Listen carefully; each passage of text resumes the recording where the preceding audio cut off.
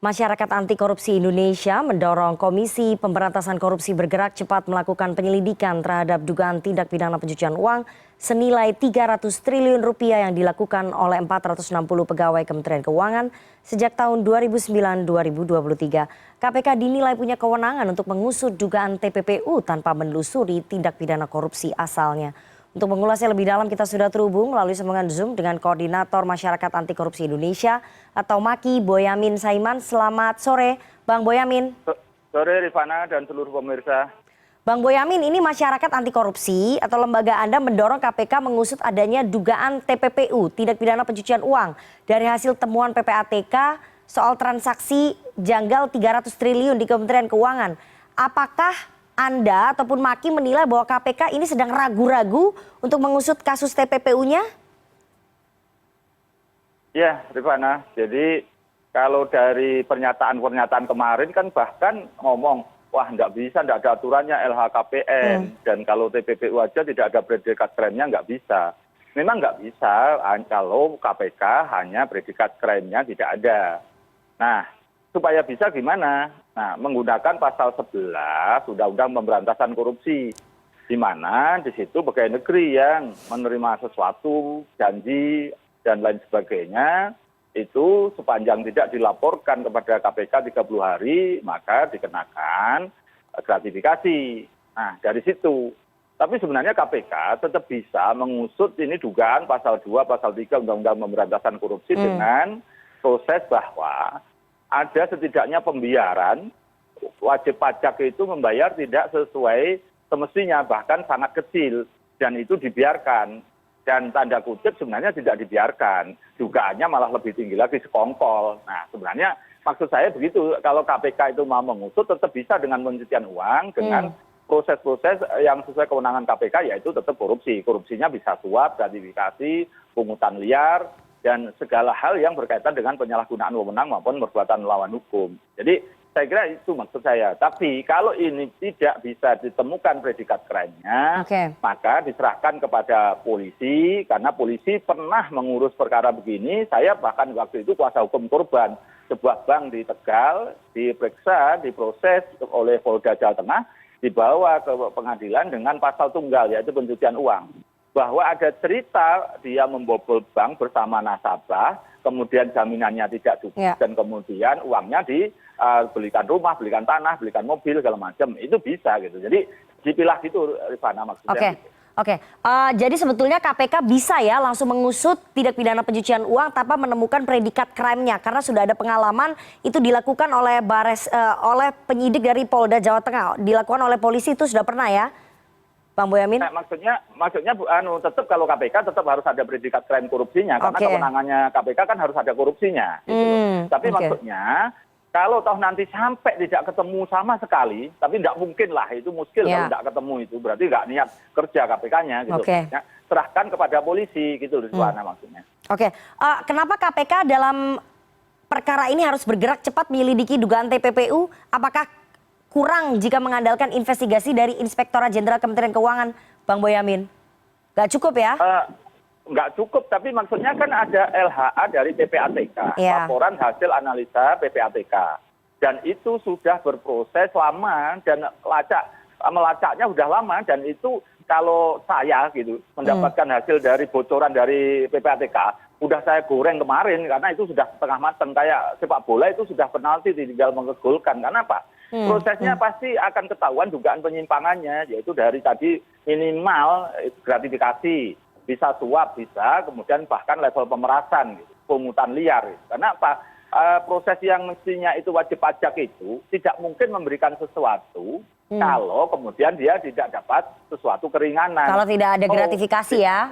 Lebih tinggi misalnya level-level yang lain ada, misalnya keberatan pajak bandingnya diterima karena dugaan sekongkol. Pernah dulu yang ditangkap penegak hukum ternyata sekongkol. Atau membiarkan wajib pajak itu melaporkan sesuatu yang tidak benar, bukan hanya sekedar keringanan dan tutup mata. Misalnya transfer pricing, misalnya itu pura-pura menjual ke teman sendiri dengan harga murah, terafiliasi, baru dijual ke luar negeri. Itu biasanya perusahaan tambang dan kertas.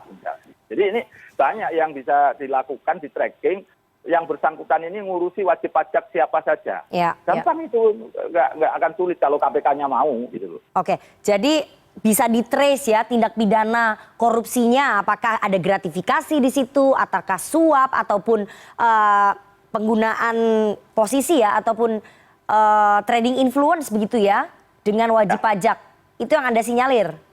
Ya, betul. Misalnya begini, saya minggu kemarin kan melaporkan ke Kejaksaan Agung, itu atas tagihan pajak 1,7 triliun, ternyata hanya diselesaikan tanda kutip itu dengan hanya uang 15 miliar, dan kemudian seperti dipending. Kalau mungkin ini aku nggak teriak-teriak, mungkin nggak akan ada yang tahu bahwa ada proses Pengembangan pajak yang punya tanggungan 1,7 triliun, bahkan diizinkan untuk disandera 3 orang. Tapi dalam pelaksanaannya hanya disandera orang yang paling bawah hartanya dan tidak punya saham. Dan disuruh hanya membayar sesuai hartanya tadi 15 miliar dilepas. Mestinya kan itu tidak dilepas ataupun dibuat dikejar yang 2 orang lain. Tapi sampai 3 tahun ini tidak dikejar itu. Peristiwanya tahun 2017 akhir. Ini berarti udah hampir 5 tahun dong malah. Kalau tidak ketahuan saya yakin tidak akan ada yang mengerti gitu. Kemarin saya jengkel, saya laporkan ke Kejaksaan Agung biar proses yang orang membiarkan itu, oknumnya yang tanda kutip membiarkan ini tidak diselesaikan, kalau bisa dikenakan pasal-pasal perbuatan melawan hukum atau penyalahgunaan wewenang tadi gitu, Rifana. Oke, Bang Boyamin, ini kan dari laporan LHA, laporan hasil analisisnya PPATK dari kurun waktu 2009 sampai 2023. Artinya sekitar 14 tahun ya, sudah ada sebetulnya laporan yang diberikan oleh PPATK kepada Kementerian Keuangan. Ada upaya untuk menutupi ini atau membiarkan ini dari internal Kementerian Keuangan, Anda melihatnya, Bang Boyamin? Saya melihatnya paling tidak membiarkan karena ada dugaan saling tahu sama tahu. Karena tahun 2012 Rifana, ada itu dugaan rekening gendut juga loh di oknum Kementerian Keuangan khususnya pajak itu. Sekitar 7 orang waktu itu yang disorot gitu. Jadi saya kira ini, dan kalau mau Rifana, saya buka di sini, di Kementerian Keuangan itu punya undang-undang yang sangat hebat, dibuat tahun 2017 nomor 9 sebagai Perpu nomor 1 tahun 2017 juga, tentang akses terhadap informasi keuangan berkaitan dengan pajak. Nah, mestinya Bu Sri Mulyani memeriksa semua pejabatnya. Mulai eselon 1, eselon 2, eselon 3, sampai eselon 4 diperiksa semua transaksi keuangannya. Jangan kepada kami aja wajib pajak yang di-tracking informasi keuangangannya gitu berkaitan pajak. Oke, itu bisa dipakai untuk menyelidiki anak buahnya ya. Itu saya karena gara-gara punya kredit pinjaman 3 properti harganya 20 juta, dianggap penghasilan saya 60 juta begitu waktu itu. Terus saya kemudian ya saya diskusikan, terus saya bayar pajak kewajiban saya karena itu saya hanya pinjaman masa gitu, ternyata dianggap begitu. Jadi saya aja pernah di-tracking informasi loh. Kalau saya aja kena, mestinya pejabatnya kan lebih kena gitu kan. Oke, tapi dengan laporan yang sudah berlangsung dari 2009 sampai 2023, 14 tahun ini, apakah masih bisa diproses hukum ya? Nggak akan daluarsa ya, Bang Boyamin? Bicara korupsi nanti kan 18 tahun, Rifana. Jadi masih daluarsanya masih panjang, masih cukup. Dan pengalaman saya terpaksa saya ulang-ulang ini, saya bagaimana mentreatment dugaan pungli di Bandara Soekarno-Hatta terhadap jasa kurir yang sebenarnya itu sudah ditemukan oleh Inspektorat Jenderal. Tapi kemudian setelah di Kementerian Keuangan malah dibersihkan dan yang bersangkutan dipromosi. Akhirnya saya bawa ke Kejaksaan Tinggi Banten, waktu itu diproses bawa ke pengadilan dan dihukum 3 tahun setengah. Inkrah baru 2 minggu yang lalu itu putusan kasasinya turun. Tapi saya belum tahu apakah yang bersangkutan sudah diberhentikan seperti tadi Bu Sri Mulyani menyatakan seperti itu. Saya ragu bahwa atau data-data yang dikatakan tadi ada sanksi segala macam, treatment segala macam. Lalu saya tahu sendiri ada dugaan pungutan liar aja kemudian ada dari Inspektorat Jenderalnya sendiri seakan-akan tidak percaya, dibawa ke atasannya yang bersangkutan di Kalimantan kemudian dinyatakan bersih dan tidak terlibat begitu dugaannya. Kan saya terpaksa selalu dalam minggu-minggu ini 2 minggu ini selalu meragukan Bu Sri Mulyani karena seperti tadi tagihan 1,7 itu tanda tangan mengizinkan sandera itu Bu Sri Mulyani loh Rifana. Dan melepaskan juga tanda tangannya Bu Sri Mulyani. Masa nggak ditanya ini perintahnya tanda kutip tadi izinnya itu 3 orang. Kok yang dilaksanakan hanya 1 orang. Terus dibiarkan sampai 5 tahun. Oke.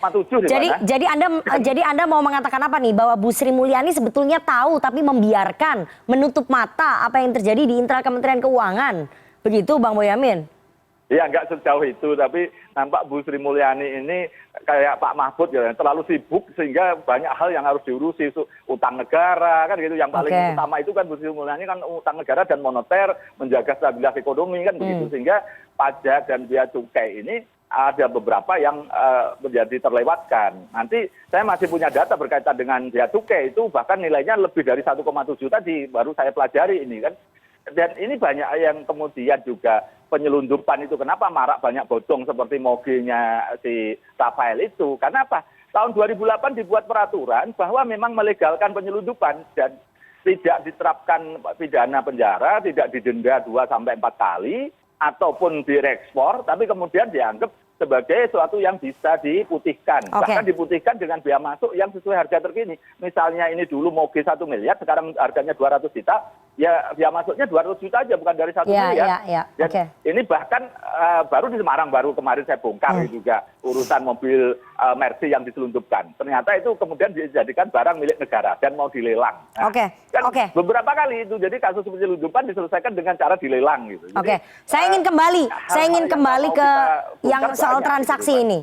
Bang Boyamin, saya ingin kembali ke transaksi mencurigakan ataupun transaksi janggal 300 triliun yang berputar di Kementerian Keuangan. Dengan kurun waktu selama 14 tahun, tadi Anda katakan bahwa itu tidak akan kadaluarsa karena 18 tahun kadaluarsanya.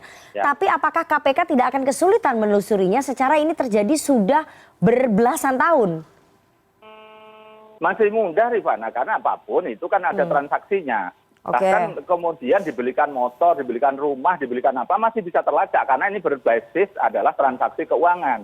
Dan itu kan gampang, misalnya dibelikan saham. Sahamnya kemana, dijual ke siapa. Terus kemudian kalau habis itu untung dibelikan tanah, tanahnya kemana. Masih bisa, masih banyak yang bisa dilakukan. Dan inilah kalau niatnya mau bersih-bersih ya gampang aja gitu. Karena apalagi misalnya dibelikan polis asuransi gitu. Jadi jasa keuangan itu 3 hal itu aja yang utama. Di bank, di asuransi, dan di saham. Dan itu bisa dilacak. Dan apalagi dugaan-dugaan misalnya ini bisa aja tentang Panama Papers atau kotak Pandora yang di luar negeri di saham segala macam. Kan kemarin dikatakan Pak Mahfud pun itu adalah saham perusahaan tertutup, bukan TBK. Nah, lebih gampang lagi. Nah, ini saya akan bahas ini. Bisa dilacak. TBK pun juga gampang gitu. Sebenarnya ini permainan-permainan ini kalau memang mau dilacak gampang. Dugaan-dugaan berkaitan nanti itu jabatan ini ketika tahun itu dia mengurusi wajib pajaknya PT X, PT Y. Misalnya kemarin yang ditangkap KPK terkait dengan Angin Prayitno Haji. Di mana sebuah perusahaan yang katanya hampir 900 miliar lebih hanya dibayar dengan 200 sampai 300. Sehingga ada dugaan suap sampai yang disepakati 25 miliar tapi terbayar baru 10 atau berapa. Kan? Itu kayak gitu kan gampang. Kemudian kalau kita masih mencatat semua. Seperti dulu sebelum-sebelumnya ditangkap KPK Handang Soekarno bagaimana mengakali, dugaannya ya mengakali restitusi pajak supaya bisa diterima oleh wajib pajak yang tadinya ditolak. Terus kemudian dugaannya dapat upah. Itu kan terus sekarang paling besar itu transfer pricing itu adalah di tambang batu bara. Cek aja sekarang tambang-tambang batu bara itu keuntungannya sama aja dengan 5 tahun terakhir. Karena apa? Padahal itu harganya sekarang 5 sampai 10 kali lipat harga naik membubung. Tapi rata-rata perusahaan itu sebagian besar masih mencatatkan keuntungan yang sama. Karena apa? Pura-pura dijual tadi ke kelompoknya sendiri, terafiliasi tadi, transfer pricing istilahnya. Itu aja saya sudah teriak 2 minggu, saya belum dapat kabar bahwa kemudian ada hal-hal bagaimana mencegah transfer pricing, itu menjual kelompok sendiri seakan-akan murah, padahal di luar negeri harga mahal. Masa kayak gitu dikibuli. Ada juga perusahaan tambang yang kemudian izinnya dia hanya 14 juta, tapi ternyata mengekspor sampai di angka 22 juta. Sekitar ada 8 juta ton, kalau itu dia kalikan 1 juta karena garnya tinggi, kualitasnya tinggi, bisa 1 T. Bisa 8 T yang tidak yang menghilang dan tidak dipajaki, tidak dapat royalti dan sebagainya. Dan ini sebenarnya mudah aja, saya dapat data itu dari laporan dia di SDM yang berkaitan BNPB, saya cocokkan di sah bandar, di mana dikapalkan, dan juga bagaimana juga di ini satu lagi selain sah bandar ini ada biaya keluar dari biaya cukai gitu. Banyak contohnya ya sebetulnya kalau misalnya KPK betul-betul ingin mentris selama 14 tahun ini cara tindak pidana pencucian uangnya itu lewat bank, kemudian aset dan juga saham. Jadi bisa di-trace dulu dari 3 hal itu ya. Tapi itu disebutkan juga ya oleh Pak Mahfud MD, tadi Anda juga sudah sebutkan soal perusahaan tertutup ataupun perusahaan cangkang. Ini modus pencucian uang yang dilakukan oleh PNS biasanya membeli proyek, kemudian membentuk perusahaan cangkang ataupun perusahaan tertutup untuk menaruh duitnya. Ini memang praktek yang sudah lama ya terjadi ya Pak ya? Bang Kalau Boyamin. istilah kita konvensional itu, masih tradisional kalau cara-cara itu gitu. Okay. Karena gampang dibaca gitu. Lebih kadang-kadang agak lucu begini Rifana. Mendirikan perusahaan sebenarnya itu rugi, tapi seakan-akan sebenarnya dia untung. Nah, keuntungannya itu duit dari hasil yang tadi penyimpangan tadi seakan-akan dicatatkan untung dan masuk sebagai bersih. Contoh ini misalnya di Solo itu ada dugaan bikin warung kopi yang besar, sebenarnya rugi terus, tapi dia pencatatan seakan di dalam laporannya pajak dia untung dari mendirikan warung kopi tadi gitu. Dan itu istilah pencucian uang yang sebenarnya kalau kita treat ke Amerika itu juga biasa dilakukan mafia bagaimana kemudian membuat usaha, duit dilemparkan dulu ke Karibia, dimasukkan ke perusahaan cangkang, tanam saham di sini, terus kemudian membeli usaha, usahanya bangkrut pun tidak apa-apa, tapi kemudian paling tidak dapat separuh atau 75% uangnya jadi bersih bisa untuk investasi maupun ditabung dengan alasan sudah dari usaha tadi. Oke, terakhir Bang Boyamin, selain Kementerian Keuangan, apakah dari data Maki transaksi janggal soal pencucian uang ini, tindak pidana pencucian uang yang nilainya fantastis juga terjadi di kementerian lain? Dialami juga ataupun dilakukan juga oleh PNS kementerian lain? Anda meyakini itu? Jangan terlalu jauh begitu. Saya aja data di Kementerian Keuangan itu nggak punya. Itu semua kan dari PPATK dan Pak Mahfud gitu loh. Yang kementerian lain. Ya tapi bahwa kalau ini bahasa sederhana, di hampir biasanya dulu KPK juga menangkap misalnya tentang perimbangan daerah. Itu bahkan dugaannya beberapa kementerian ikut terlibat di situ, bahkan dari oknum BPK aja terlibat bagaimana ikut menggoreng itu, memperdagangkan pengaruh sehingga dapat duit gitu. Jadi jangan hanya di kementerian, sebenarnya BPK aja ada oknumnya yang nakal, penegak hukum juga ada yang dugaannya nakal oknumnya gitu. Jadi kalau kementerian-kementerian lain yang proyek-proyeknya megang duit banyak gitu ya potensi itu besar karena memang posisi institusi yang megang proyek misalnya atau megang anggaran kan banyak menteri yang ditangkap gara-gara bagaimana di Kementerian Pemuda dan Olahraga juga gitu kan ternyata itu dana olahraga yang besar pura-pura menjual membayar ke luar negeri besar tapi sebenarnya ada kickback di dalamnya seakan-akan ada vendor misalnya iklan misalnya begitu yang sampai ratusan miliar yang bisa dinikmati untuk bacaan oknum-oknumnya. Jadi kalau pada posisi data sebenarnya saya tidak punya data detail, tapi sebagian saya catat-catat aja. Makasih. Oke, baik kita tunggu nanti bagaimana tindak lanjut dari KPK karena seperti yang tadi dikatakan oleh Bang Boyamin, kalau KPK betul-betul ingin mengusut soal tindak pidana pencucian uang yang terjadi di Kementerian Keuangan itu sebetulnya caranya banyak ya, mentrisnya gampang, tapi kita lihat nanti bagaimana tindak lanjut dari KPK dan bagaimana juga Kementerian Keuangan membersihkan ataupun mengecek aset-aset pegawainya. Terima kasih sekali Koordinator Maki Boyamin Saiman atas waktunya kepada CNN Indonesia Newsroom sore hari ini. Sehat selalu.